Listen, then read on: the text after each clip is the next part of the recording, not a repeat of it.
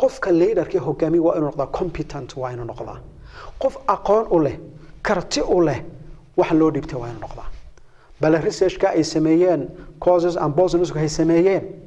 ee runtii 25 ka sano wadeen sifada afaraad la isku waafaqay waxay noqotay qofka leaderku waa inuu noqdaa competent waa inuu noqdaa qof aqoon iyo karti u leh waxaan uu ka shaqeynayo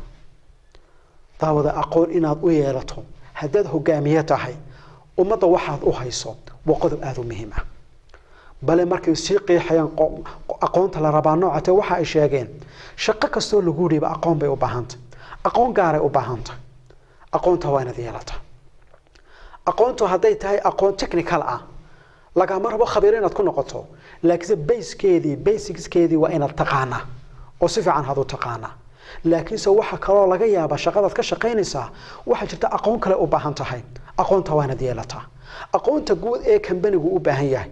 strategic plan sida loo dejiyo go'aamada sida loo qaato sida loo maamulo kulamada loo maamulo sida dadka loo qanciyo sida negotiation-ka loo sameeyo sida vision-ka loo dejiyo waxyaalahaas oo waa skills xirfado qofka hogaamiyaha looga baahan yahay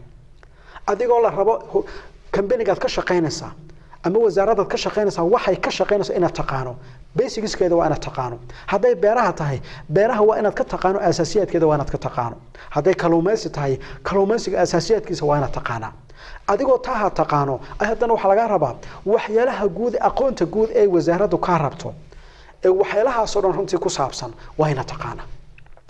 bal waxay runtii arintan lagu tilmaamay oo buugga la yiraahdo leadership challenge buugga la yiraahdo wuxuu tilmaamayaa marka aanu leenahay ninka hogaamiye waa inuu competent waa inuu ahaada wuxuu leeyahay waxa ugu muhiimsan laga rabaa waa khibrad weeyaan yani qofkan leaderka hogaamiyaha laga dhigtay waxa loo dhibay khibrad waa inuu leeyahay sababtu waa maxay sababtu waxay tahay khibradu waxay tilmaamaysaa kalsooni oo dadku markay arkaan qofkaasi waxa loo dhibay khibrad inuu u leeyahay dadkii kalsooni bay ku abuuraysaa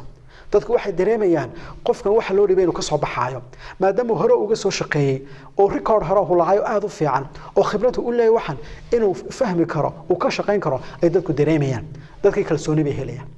laakiin se haddii ninka leaderka hogaamiyo aanu aqoonti lahayn kartidii aanu lahayn khibradii aanu lahayn dadku kalsooni ma siinayaan dadku warwar baa kaga jiray nafahooda oo waxa isleen bilu ku fashilma bilu qaradahu qaata bilu meel xun idin geeya saadarat daawada waa muhiim baa la yiraahdaa qofka leaderka hogaamiyo inuu aqoon leeyahay aqoontaasina waa laba khibrad inuu leeyahay waa mid waxa khibrada u dheer aqoontii kale shahaadooyinkana waa inuu wataa taasa marka labadaas marka iskabaan maxaa imanaya qofkii runtii shaqadiisa inuu ka soo baxo bal qofkaas muxuu qof kalsooni isku qabo noqonaya oo amaha qaata